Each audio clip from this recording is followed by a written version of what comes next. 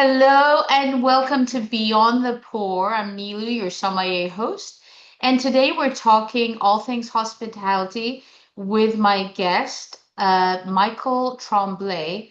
I'm going to try and say it a little bit more French, but I'll let him say it. Tremblay, maybe? I don't know. Anyways, welcome, That was Michael. perfect. How are you? Good. How are you? I'm awesome. So great to have you here. Yeah, Michael, thanks for having me. it is you're in Toronto, you're in Canada. I'm in California, so thank you for making the time. I know the time difference and everything. Um, but I'm so excited. There's so much to talk about. We're gonna get into it. But could you start by introducing yourself? Sure. Yeah, I have a number of hats. My favorite hat is my sake hat. I'm a sake samurai. I was inducted at a shrine in Kyoto called Matsuno Taisha. It's a 1,300-year-old shrine to sake. And I'm also a beverage director at a restaurant in Toronto called Key Modern Japanese and Bar. So I run the wine and sake program here. I'm also the beverage director of a French bistro called Le Select Bistro, where I just oversee their team there. And I also have a book. I'm the co-author of Exploring the World of Japanese Craft Sake. Um, and that won the James Beard Award in 2023. So it's a huge honor to have the stories of all the people behind the scenes in the world of sake. Basically able to have an audience wider than those that are really into sake. So that was Yeah. really exciting for me.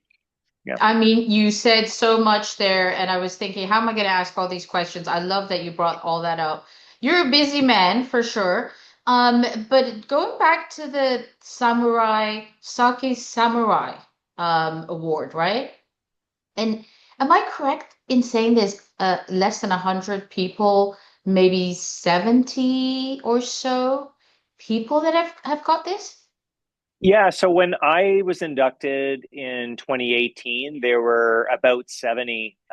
But since then, there's about 100, or might be just over 100 now. Generally, every year they induct about five people. They invite five-ish people Wow. Yeah. to Kyoto for this. Yeah. Mhm. That's incredible. And what does that mean to be part of that world? I mean, you're constantly talking sake, you're teaching different WSET courses, and you've got your own program. What does that mean to have this award? Well, it was a huge honor when I received it. I mean, I remember when I found out, I ran through the restaurant, kind of hollering away and just kind of telling everyone. I was so excited. Yeah. Um, Unlike, it's not a certification. Even if you want to be a sake samurai, you really can't apply for it. It's more of you need to be noticed and then nominated, and then there's a vote by the members of the Sake Samurai Association, which and that's why it's such a huge honor. It's the members are brewers themselves. They're presidents of sake breweries in Japan. Wow. So Yeah. just to have your name kind of floated would be a huge honor, Incredible. let alone actually being one of the chosen few that year to get it. Yeah. And I've done a lot of sake education, which is one of the main reasons I was awarded the Sake Samurai.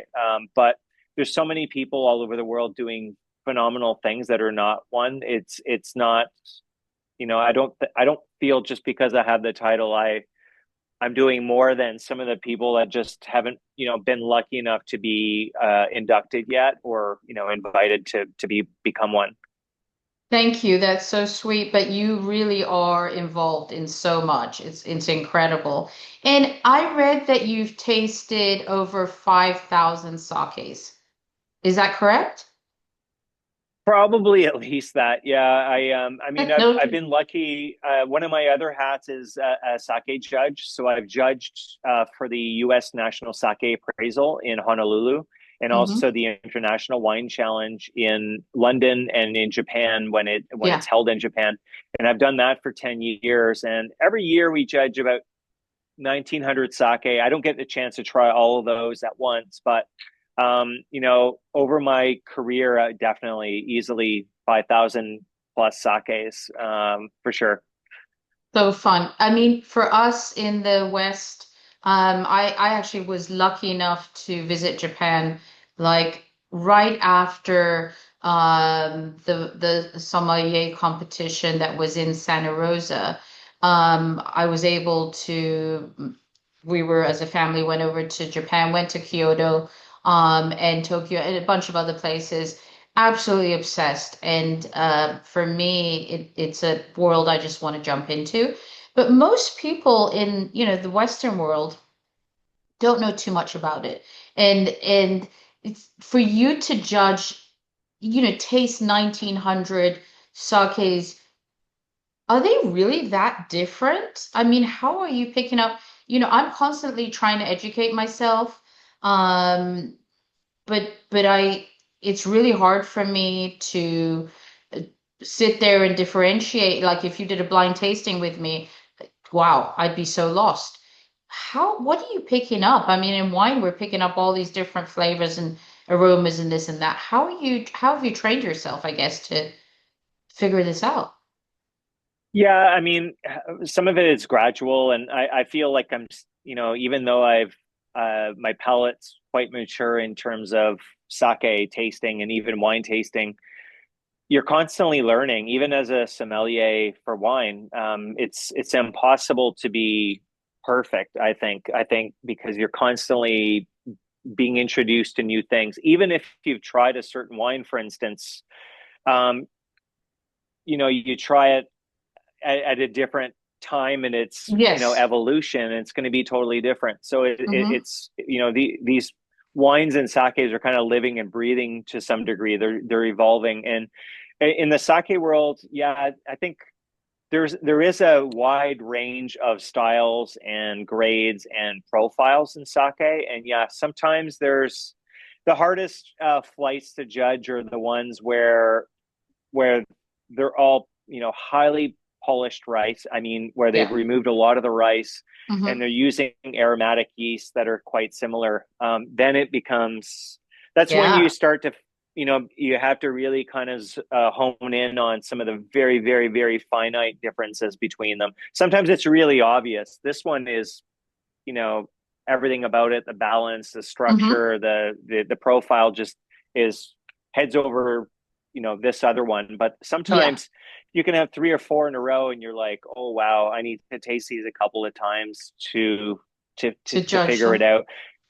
Yeah, and then sometimes it's subjective, right? Yeah. I Yeah. Of that's one thing I course. love about judging. I know Mhm. we I at the International Wine Challenge, you judge in panels, which means you get to discuss and you need to come up with a consensus to the grade of a sake. And Yeah. what I love is there's the amount of times where someone's like out, this is out, and someone else is like out, and then two other judges are like, this is a medal, and you're like, This is the okay, one. holy Yeah. cow! In the same panel, where of great sake tasters and experts from Right. all over the planet, we're not agreeing right now. So what's going on in the sake that's making us, that we're not, it's that big of a It's gap that broad. between.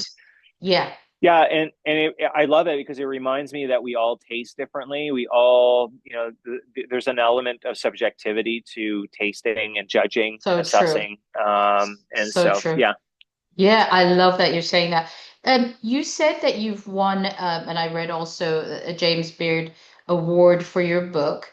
Um, you have one book that you've written with a Japanese journalist, which I believe is the one that you won the James Beard for. Is that correct? Yeah. And that, Yeah. My yeah, co-author is Nancy Matsumoto. Yeah. and how? And then you've also got another book that you just I saw it's got all the not AVAs but the areas prefectures if I'm saying it right. Yeah. That's it. Yep. Yeah. in Japan, and gosh, do you think that the average person drinking sake is going to understand it? The second book, or it has to be scholars of Well, sake? yeah, no, it's a good question. So, yeah, the second book you're referring to is my Sake Scholar textbook. So it's a textbook for a course, and it's basically a giant 450-page atlas of Japanese sake. And so you're right, it talks about the ABAs in Japan are the geographical indications administered by the National Tax Agency. So that's one small component. But the book it starts out in Hokkaido and it ends in Okinawa, and it talks about all of the really cool historical, cultural, culinary differences between prefectures and how they shape and how sake fits into that into Love that it. stage. Yeah, Yeah. it's fun. It's a great course. I mean, I initially started it. It's in its eighth edition, and I fortunately I have students all over the world that have taken this course. So it's been one of the ways that I've been able to travel a lot and Yeah. talk sake is through this course. Yeah. And I'm actually going to be in San Francisco teaching the course in September. So I'm really I excited about that too. know. I am Yeah. looking to join that hopefully if I can. I'm definitely looking at it. I'm moving some stuff around. I would love to be there and have you sign one of those books for me. Hopefully you're selling them at that point too. But you've actually, I mean, we're kind of backtracking.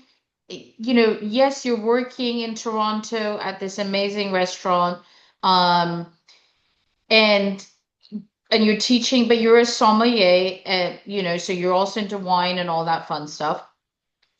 But did I see this correctly? You've worked at a number of breweries in Japan.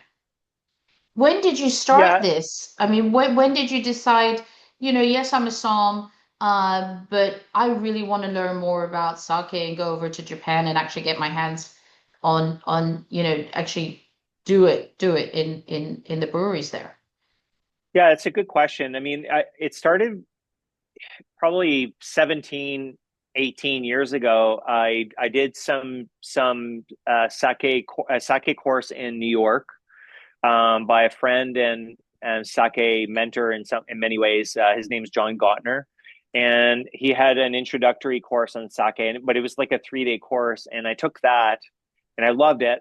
And then, fortunately, he is very big. We have 300 seats, and in Canada, we've always had one of the largest sake programs. And right now, it's the largest one, just because of when you throw in the education aspect of Mm-hmm. it. Mm-hmm. Um, but I did his part two course, which was in Tokyo. Yeah. And when I got back from Tokyo, we had a PR a person that was working with a restaurant, and getting me on TV shows and getting Yeah. me interviews and all that. And she was touting me as the only one that's done these courses in Canada and the only Yeah. one that's done this. And I felt like a bit of a fraud because I after doing the second course, I was like, I know a lot about sake, but I'm like, now I realize what I don't know, and it's a mountain. It's like so much. So, fortunately, Key was very supportive in me going to Japan my inaugural trip to Japan, or my Yeah. second trip to Japan was my inaugural one working at a brewery, and I worked at a number of breweries on that trip, and then I went back a year later and I did another session of working at different breweries, and it was more to just kind of it's a lot Get easier a to connect feel. the dots between sake Yes. making when you've done it. Oh, I'd love to But do that. now, Yeah. since then, I've been there more than 30 times, and it's all for sake for the most part. And Yeah. I've been to well over 100 breweries. I've stopped counting. And I sake making is hard work. Oh, yeah. So every once Yeah. in a while, I'll stir the tank, and I'm like, yeah, I'm good now. I don't need to do any more physical No, I've work on done the stir. enough. Yeah, yeah. Yeah. Well, I want to show you something. You said John Gottner, and for somebody that's studying in the world of the psalm world, there's all these videos and stuff like that. So I actually, I'm going to show you this Oh, if I can. you've I done have. his course. Yeah, I've done it, and And so, I learned so much through him. And when we did this course, he had the next one coming up in Japan. And I think it was like kind of past COVID and the first one he was putting back on and stuff like that. And I was like, oh, I wish I could go. I just got so excited with taking this course. So I know him. He's fantastic. Love the program, but I'd love to learn more from you as well. So yeah, I get excited about sake so much, and I feel like you also feel like this can be used in cocktails, right? Sake? Yeah, sake is incredibly versatile. I mean, you can use it in cocktails. You could serve it on the rocks if you want. You can have it, you know, in a like a huge, an astounding array of glassware. Yeah, Not just a wine glass, but you could have it in all kinds of ceramic cups or whatnot. yeah, But in cocktails, what's great is particularly right now I think it was already starting before the pandemic, but the trend now is lower ABV.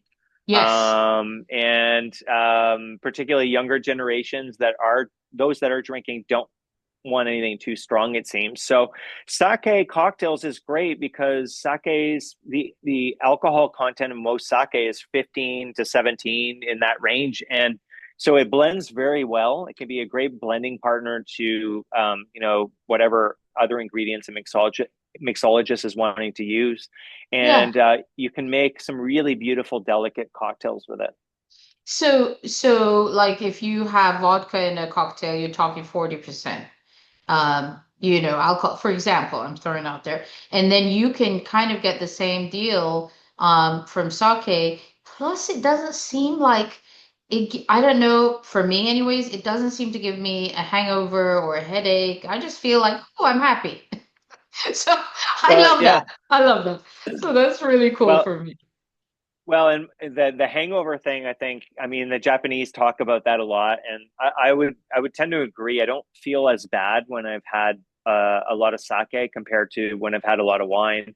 And I think one of the things is, in cocktails, one thing that sake can add is umami, Yeah. which is something you talk a lot about when you're talking sake, and so you can add almost this savory element to a cocktail, which is cool. It's like this other dimension Yeah. um, that you don't often see with a lot of ingredients that go in or other spirits that you're using. But also the umami in sake comes from amino acids, and amino acids are healing, like are really good for your body. Right. And so I feel like that has something to do with why you feel so good after cocktails. There's like you're getting some healthy stuff in you, albeit there's alcohol in there, but still it's healthy. So you're Yeah, saying it's okay for me to keep drinking cocktails? yeah. Why Okay, not? You should. perfect. I'll say Yeah, Michael said. Michael said that. Uh, I'm not the Surgeon General, but yeah. I'm following you. It doesn't matter. Um, Now, I want to ask you a couple more questions. If you could wave your magic wand and change one thing about how sake is perceived, what would it be and why? I think there's a few things, but one is still the misconception that warm sake is cheap, low grade sake. Yes, a lot of low grade sake does, you know, maybe show better when it's warm, but Yeah, there's so many sakes that are built with versatility in mind that could be chilled and warm, and you can have this wide array of service temperatures on this one bottle of sake, and it could be so right. much fun. In the private room I'm in right now at Key, we do sake dinners when there's a sake brewery in town, and I often love pairing one of their sakes, that's been built to be versatile. And I try to serve it at two different Different temperatures during the course temperatures. of a meal Yeah, to show how different, the same sake can be. And I know a so brewery in fun. Yamagata, in the year I was awarded my Sake Samurai. A brewery up in Yamagata invited me to come to their brewery, and they had me try this one amazing sake that they have called Oyama Tomizu, and I think it's available in the U.S. at True Sake in San Francisco. I would be surprised Yes. if they didn't have it. And they designed that you can have it at like many, many, many different temperatures. And just to show me, they had Yeah. me try it chilled, and Yeah. they had a onsen, like basically this hot bath, and they kept warming it up with a thermometer in it. And every 5 degrees change or so, they would have me try it again. And I got to try it like at 15 different permutations of temperature. It was so amazing. It was so fun to do that. And you could really bring out some of the more savory umami attributes, Yeah. particularly when you warm it up and you find Mm. that right, the right temperature for the sake can really bring out some phenomenal aspects of it. It's such an interesting thing you're saying. So they make sake specifically to be able to do that with it. Kind of, it's a certain style Well, to it's not generally a certain style, like they're going, this is just built for warm or for versatility, but mm, there's certain grades of sake where you're not getting in general, if you leave a little bit more of the rice on and yeah. you're not creating a very floral, fruity sake, Ah, those tend to be very versatile styles. And got it. those aren't the highest grades. The highest grades in the sake pyramid, generally you're removing a minimum of 40% of the rice, and Mm-hmm. so they're less ricey. There's less umami, and what you're doing is creating this really beautiful aroma and floral, fruity and floral element to it. That can Yeah. be lovely. If you warm those up, unfortunately, what happens is generally it would be like stretching an elastic band. You Yeah. have it, warming up the sake has the effect of stretching that elastic band. It thins out the sake, and sometimes the Got it. alcohol becomes out of place.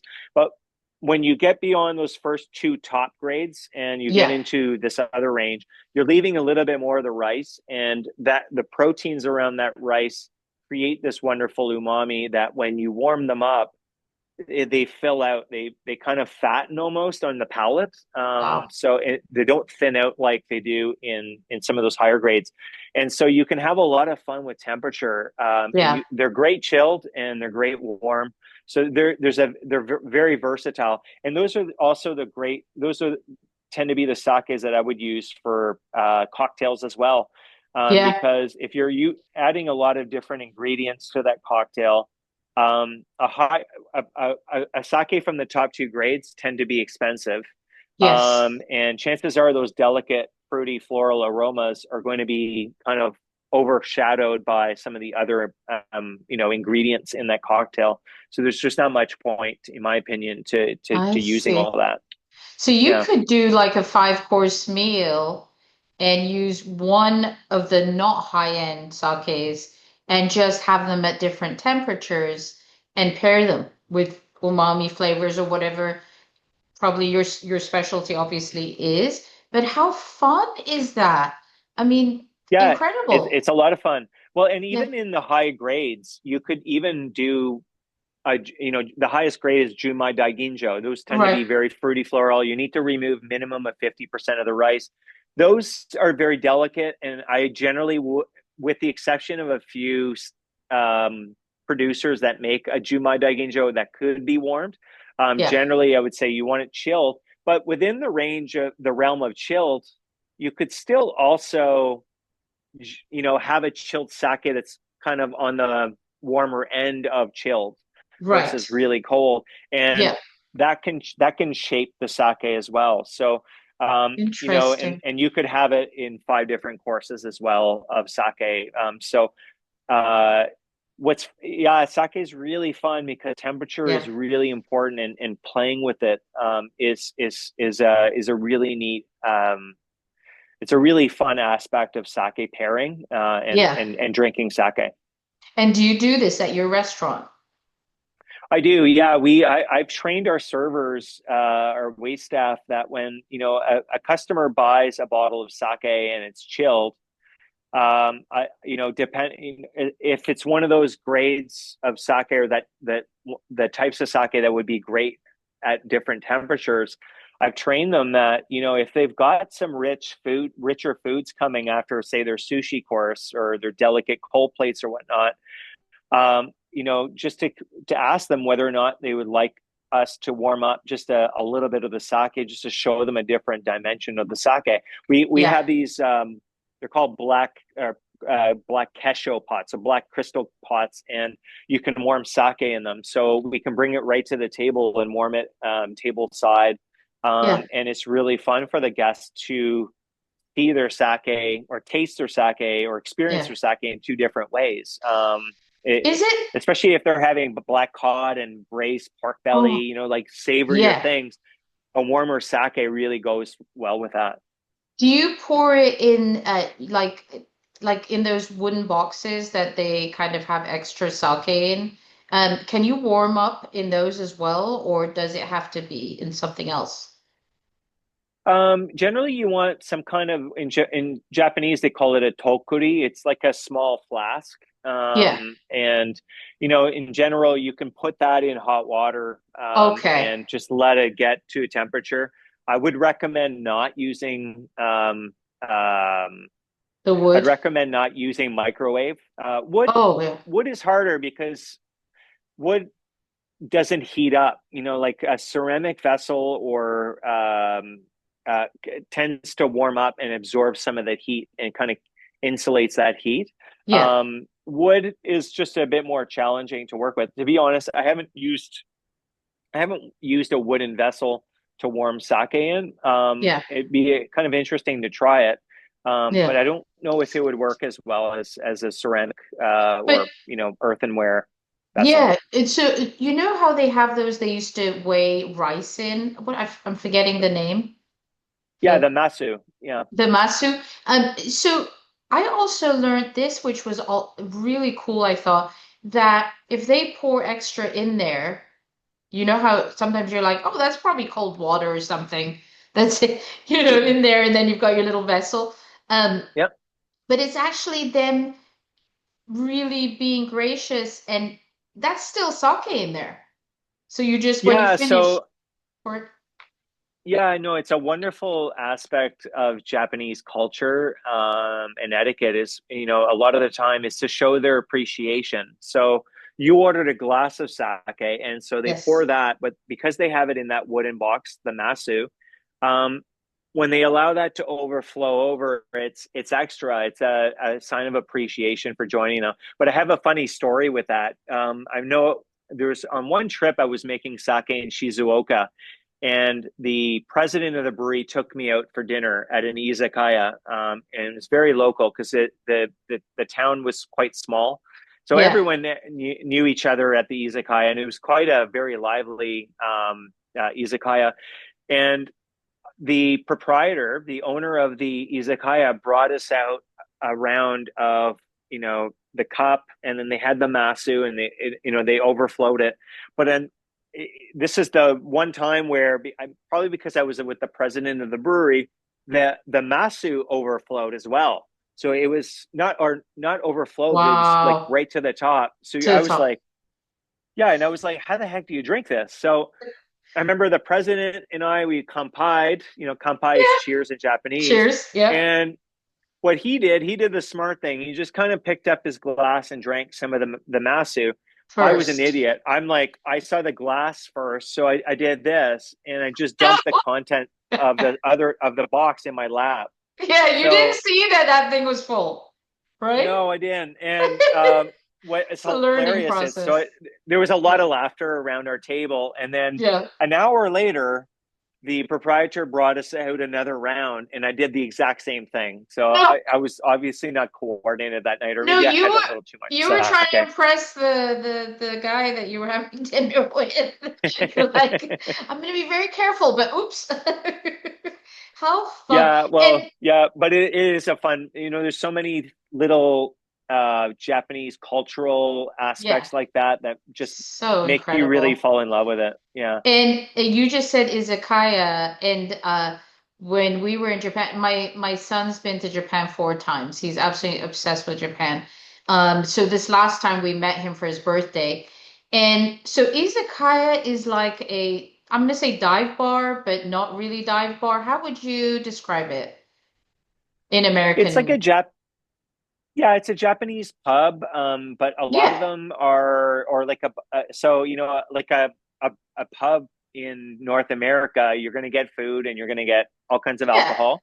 So, I mean, you might be surprised to learn, I didn't know it at, my early days of sake knowledge, but like izakaya, the word sake is in that word. yes, It's the center part, and sake means alcohol in Japan. It's a blanket not term for alcohol. So, alcohol. um, Yeah, and so the ya on the end is place, yeah, to enjoy sake, and the e on the front, the I, is to stay and to sit down and enjoy. so it's yeah. Well, I say this because so he'd gone a bunch of times and he's like, let's go to a couple of izakayas tonight or whatever. And I'm like, well, is it a nice restaurant? What is it? He's like, you're gonna love it. Don't worry. So we walk in to the first one, and I'm like, what's going on here? I mean, it was so, it wasn't fancy, obviously. It was very casual. One of them, and we ordered different sakes, and then one of them we went upstairs to this little landing area. I mean, if you were in America, you'd say, "Oh my God, why is this like this?" It wasn't fancy, looked like the chairs were falling apart and the table. And he ordered a bunch of sushi, but sushi's different there to what we have in America, right? I swear to you, we've never had any sushi like this before. It was like the fish just melted in your mouth. And I was like, what is going on? The most expensive restaurant, and I've gone to a lot of good restaurants here, and I still haven't had sushi like that. Um, but it's surprising when you first go to Japan, you're like, where can I get sushi? Where can I get sushi? Well, It's yeah, not, I mean, it's not if the you're going same. to a place that's like just for sushi in Japan, like omakase can be very expensive, but you Omakase, can yeah. get izakaya can have all kinds of great high quality sushi, but also lots of great hot dishes. And what I love about izakaya is the atmosphere is usually like lively and So fun. So yeah, fun. it's a really fun environment for sake drinking, and a lot of the food that izakayas usually have are perfect with sake. They really show off, Yeah. sake's best attributes. So, yeah. Oh my God, it was so delicious. And by the way, just to finish off, we did one of these carousel so carousel the turning little dishes. How freaking cool is that? And you just pick up what you want and you taste it. I think I think I had like 5 little plates and I was about to explode, and you get really full, but it's awesome. So you just grab these different whatever you like. No, I can't wait to go back. I think it was the culture, the people, everything about it is incredible. So gracious, so lovely. So for me, definitely amazing. And I'm gonna ask you one last question because you're probably like got to get back to work. I've been asking everybody this. It has something to do with music. So if you were stuck on a desert island, on an island somewhere with only one sake that they've suddenly dropped off a whole lot of sake. You pick one bottle. What would you drink and what music would you want to be listening to? Oh my gosh. Okay. Well, It's a weird one, huh? yeah. Well, it's hard. I mean, I have so many. First, I'll preface by saying I have so many favorite sakes that singling out one is hard. But I love sake from Kochi, and if I was on a desert island, I would love to think that that desert island was hot, and not not going to have the Canadian winter, for instance, where I Yeah. need to warm it up. Mm. So um, the on the island of Shikoku in the south, there's a prefecture called Kochi, and they make Kochi. very dry sake. It's a hot environment there. It's warm enough there where they could ripen rice they could grow more than one harvest of rice a year if they wanted to. Wow. And the sake style there tends to be dry because they like to drink a lot. So Yep. one of my favorite sakes is from a brewery called Bunkajin, or sorry, the brewery's called Arisawa Shuzo, but the brand is called Bunkajin. It's beautiful stuff and it's very dry. It has this Mm. beautiful astringency to it that makes it very quenching. So I could see myself wanting to drink something like that on the beach on my desert island. In terms of music, I'd probably pick something happy. Yeah. Um, just because I'm in my predicament on this desert island, I would want something that just kind of keeps me going. So probably like a little Bob Marley or something, just something Nice. very, very easy going. Yeah. Or some classical music. I love Baroque music as well. I play a lot of that. I just find I can get lost in my thoughts, and it's in the background, but it's like a comfort blanket for me. Yeah, thank you. That's such a cool answer. For some reason, I was imagining you on that island with that bottle and Bob Marley playing in the background. Well, what's funny is I wish there was just a piano and the bottle of sake because I'm Yeah, actually a musician, so I would just sit there and compose my own music every night. So I could play Bob Marley one night and then play some other music the you're next night. you're a musician as well. I'm a composer, yeah. That was my what I went to school for before I got into wine and sake. I have my master's in music and I was writing orchestral scores and things like that. Yeah. So I should have started with that. Holy moly, that's amazing. Michael, you might be one of the most interesting men I've ever talked to, or met. This is absolutely fantastic. Um, How interesting. And honestly, I could talk to you for hours. I'm really going to try to make it to the class in September in San Francisco because it's an hour and a half away from me. So I look forward to seeing you there again. I wanted to thank you again for your time. It's been an absolute pleasure to chat with you on Beyond the Pork. Thank you very much for having me, Nilu. Well, hopefully we'll see you soon. I hope so too. Thank you, Michael. Thank you.